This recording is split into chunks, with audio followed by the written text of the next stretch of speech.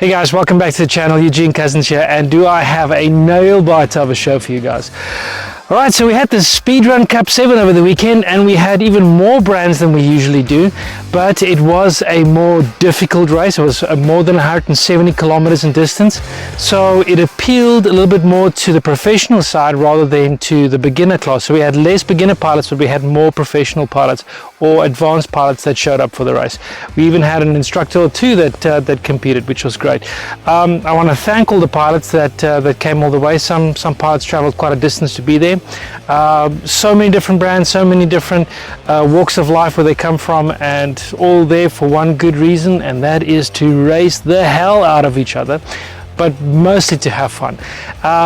There's something about racing, there's something about challenging yourself and your opponents, your friends, out to a race. And the Speedrun Cup really is something like the Cannonball Run. Remember those old movies? It's not an official FIA race. It's something that you show up and you test your grit. You test your grit against yourself, against your peers, and see where you come out. Sometimes the technical failures keep you on the ground, and sometimes you take pole. And in this specific race, we had one of the most difficult conditions. The density altitude was just terrible the day before, and specifically on race day, it was kind of tough because much higher altitude, density altitude than what the normal altitude, the actual altitude would be, and the pilots really struggled to get off the ground. We initially, it's not quite well represented in some of the footage that you're going to be seeing. But I'm overlaying the footage, and you'll see that some of the pilots decided to take off downhill, some of the pilots decided to take off up little. It's not really downhill, uphill that much so, but it's a tiny bit. And some of the pilots just decided they're not going to walk down all the way, just going to fly towards the others. And so we had a bit of an arrangement there to be made, who's going to turn which way.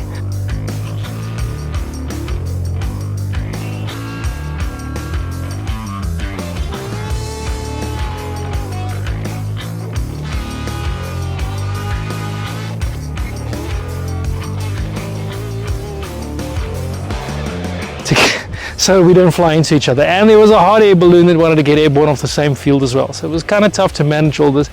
But as soon as the trigger went off, the gate opened, some pilots got airborne and a lot of pilots didn't. And it doesn't mean that they gave up. It's always chaos. This chaos theory is what makes things tick. Gaat de eerste man. Werkers op. Trekker langs.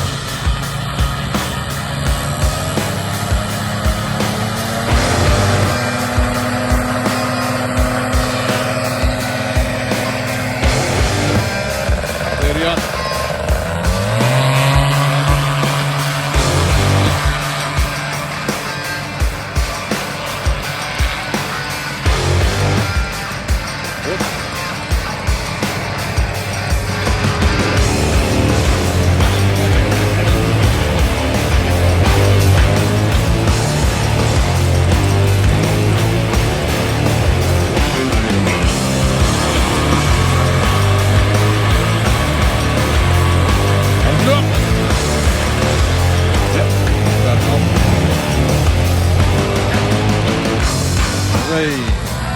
Werk eens op. Trek hem recht.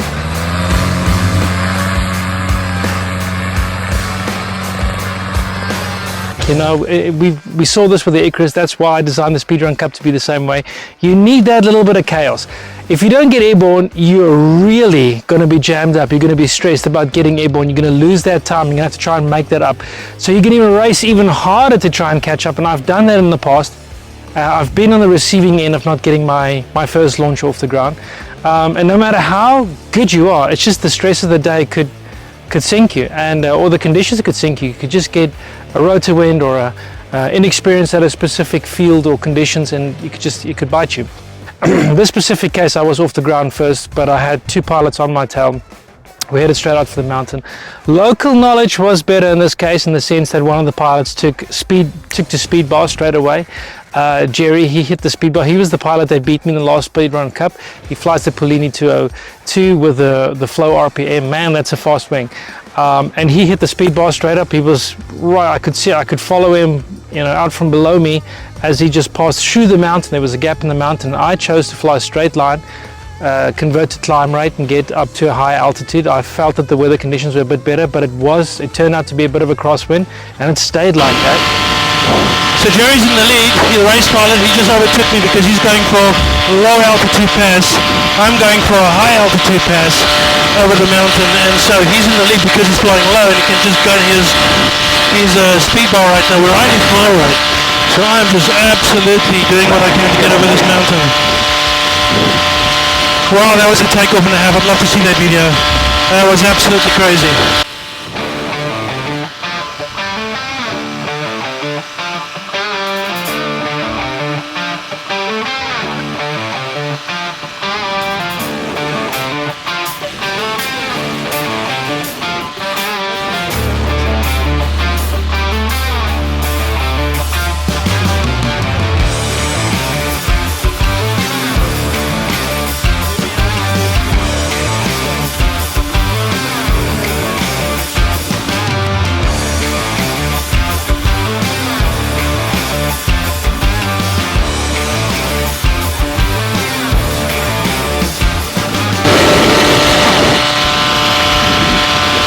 Alright, I'm over the mountain.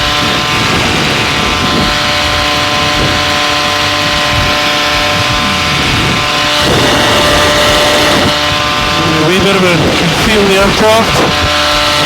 Alright, the wind's not a factor anymore. Damn, I'm running this engine hard. I'm going on speed bar. Full dial, let's go baby! Race on!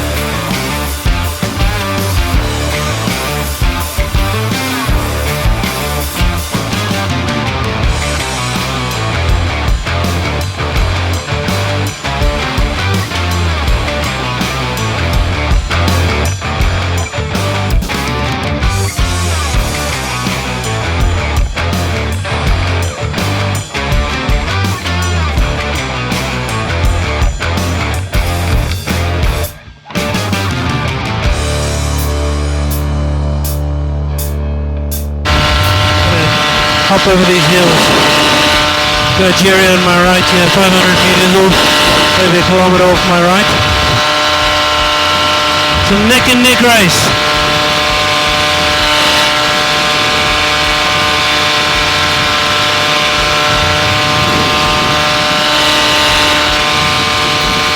Full bar.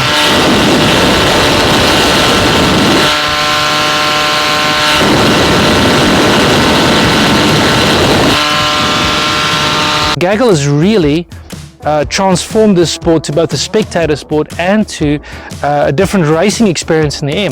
So I could see Jerry on the map and I could see Nathan on the map, he was trailing, but eventually somewhere this changed and Nathan overtook Jerry with coming into the final leg on that, landing at that final spot. Now here's the thing, I don't know if it was the atmospheric conditions or what exactly went wrong there, but my prop was set to the wrong pitch. It was too shallow, and I've got a variable pitch prop that I've been testing for a long time, about 3 years, while we wait for the production model to come out, and it was producing 300 RPM more than it should, so it was eating more fuel than it should. I was burning more fuel, and I've never burned as much fuel in any flight that I've done before, but I had no choice because I'm not going to lag behind, I'm not going to step off the bar, no way. So kept on the pressure, but I knew I was burning more fuel. So I did a bit of calculations before I went into the halfway point. Now at that point I was 6 kilometers ahead of the closest other pilot. Alright, final update before the halfway point. I'm about 2 kilometers out from the landing zone. I switched over to power attack, close up my trims. Always on power attack, but close closed up my trims, and I'm still gunning the speed bar, so I'm coming in fast for the landing zone. There's still an 11 kilometer an hour wind, and I've got about a 6 or 7 kilometer hour lead over the closest other guy, but I've burnt more fuel than I should. Alright, Paramaniacs, here is the return point for the speed run this morning. It's a godforsaken soccer field here near Sun City, and we are expecting the first pilots to come in probably in about 20 minutes time. For me, when I came in first, this was the critical thing for me. I knew that I wasn't supposed to refuel because I know what my fuel consumption is supposed to be. I knew that I was going to hit a tailwind going back home, and the significant factor of the F200 in cross country racing is the fact that you have much more range than anything else. And so I made the decision right there just to grab my wing, fold it out again, and hit the trails. Just get back in there as soon as possible.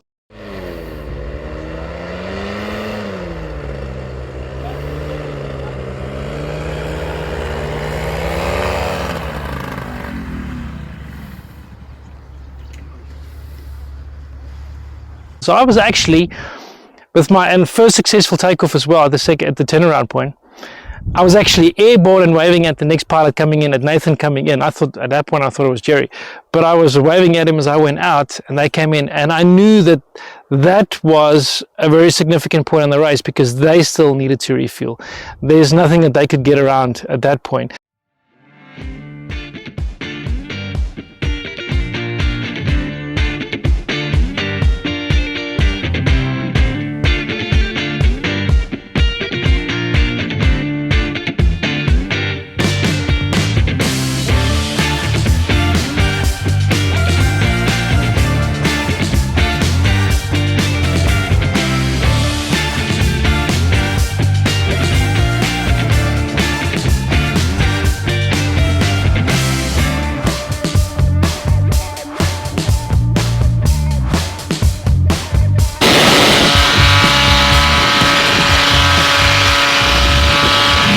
Francois, he's in fourth position.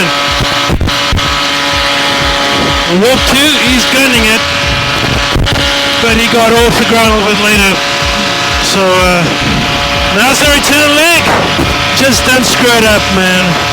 That's what it's about, is don't screw it up. The machine's got a hold. Here we have number 4.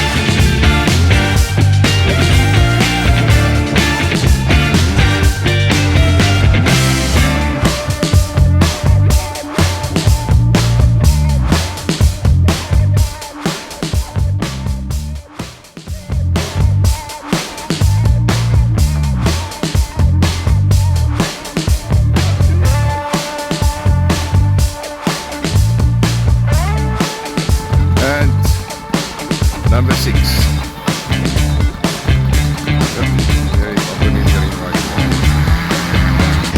Francois could have made the call not to refuel, the same as me, but he stuck it out to play safe and play the safe card and just refuel, just put a little bit of fuel in just in case. And I think that was maybe not the best decision. He only took 5 liters and he ended with 5 liters, so he really never used the fuel that he refueled with.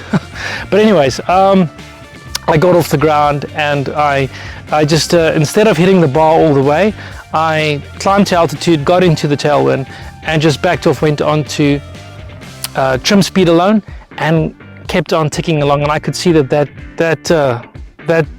lead that I was building up was so significant for the guys to have to refuel and get back airborne that I didn't need to get onto the bar. But the tailwind was so significant. I was doing more than 100 kilometers an hour sticking to it, and was pretty smooth as well. So I pumped right through that trail, but I was nervous as hell about the fuel consumption. So I kept on recalculating my fuel consumption, and I was backing off the trim speeds. I had to close the trim speeds and monitor the RPMs, and I could see I was backing off quite significantly as I kept on going on. Alright guys, we're getting down to the finer points of flying. Cross country flying. I've got 3 liters exactly in my tank. I'm burning burning a liter every 9 minutes. So in actual fact, I should be landing with just a few milliliters on my tank, if any. If I make it, I'm not sure, but I'm gunning it, and doing some very, very, very close calculations on the fuel burn. Currently I've got a tailwind and I'm doing 97 kilometers an hour, and that is helping quite a bit to bring my time down 26 minutes for landing. So fingers crossed. It'll be a tight one. It's such a short distance, but could you imagine doing this race and getting knocked out by landing short of the finish line? That would have been nuts. That would have been the lowest of low moments in my life. I don't think I would have ever forgiven myself if that would have happened. But anyways, I chugged along and I kept on recalculating, but the wind was good. It kept on pushing me. And as I went over that mountain, I just stepped on the bar just to dive down to the field and get through the gates. I didn't even take the chance because I could see my tank was completely empty. The mirror showed no fuel in the tank. This is gonna be tight. I'm out of fuel, but I'm looking at the finish line. I literally can't see the fuel line on my tank anymore. I've had to close the trims, and I'm still doing 83 kilometers an hour. That's how badass the tailwind is.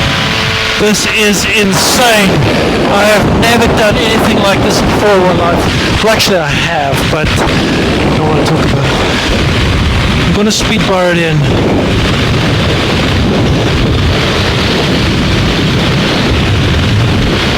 Come on, baby. You can do it. Do it for daddy. Do it for daddy. Dive, dive, dive! Get me onto the starting line, finish line! Come on, baby! Woo!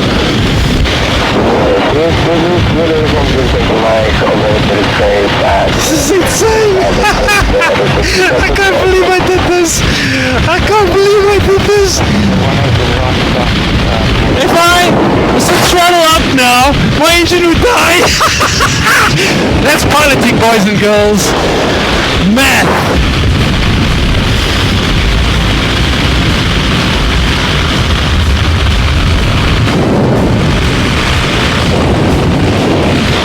That's it. Let's dive into the line.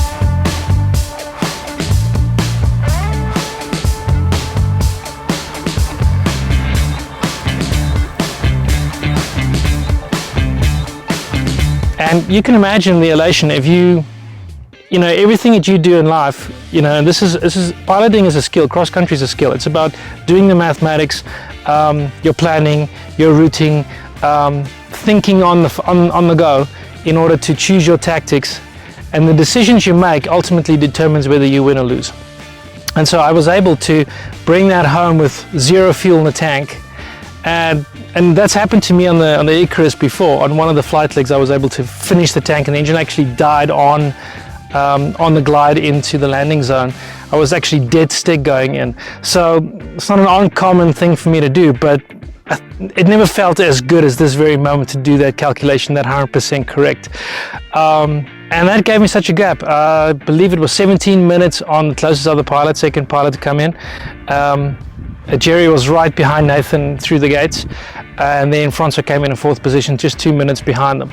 And then I think the fifth pilot was Johan on the Parajet. He was actually very smart. He sourced my old racing rig, my Warp 1, and he tried to race that against me. So I'll give him kudos for that move. That's a pretty clever move to think on his feet to try and source my old wing to beat me with, because that would have been real bad PR for me if I get beaten with my old wing. But he came in, I believe the last race pilot came in 29 minutes behind me. We had 2 race pilots that checked out in the race because they had engine outs. So failures is part of the thing. If you push these machines that hard, something goes wrong, your settings on the carb is incorrect, or something else goes wrong. It happened to me on the previous race, fuel line ruptured. And it happened to one of these pilots as well, fuel line bumped off. And so 2 pilots out, 1 pilot crashed on takeoff, couldn't get back airborne because of it. So at the end of the day, it was still a nail-biting race. The nail-biting on my side was first to get ahead, and then to get back home with a little bit of fuel that I had in the tank. And so it just shows you the skills that you can build in this game. For the other pilots, the number 2, 3, and 4, they were just right on each other. Total time was 2 hours 31 minutes. That's 11 minutes slower than my record on this track. So I've done this faster, but I had more favorable conditions, less wind to deal with on the previous race. So 2 hours 31 minutes was the quickest time, and then it just went from 17 minutes to 19 minutes to 29 minutes. And then our last pilot came in at 3 hours 30 something minutes. That was our last rookie class pilot that came in, the last one through the gates. So Barent Princeton, my old student that I trained, he won the rookie cup again. It's twice in a row for him. Jean-Pierre came in after him, and then I'm really ecstatic that both my students came in and finished that Speedrun Cup, because it was a super long distance for someone to do that has very little experience with cross-country flying. Something like the Speedrun Cups, it makes you a better pilot, but ultimately when the pros dish it out, it's a bare-knuckle fight, and well, we'll see who comes out in the next one. Anyway guys, I hope you enjoyed the video. Thank you again to all the pilots that participated, and I'll be seeing you on the next one.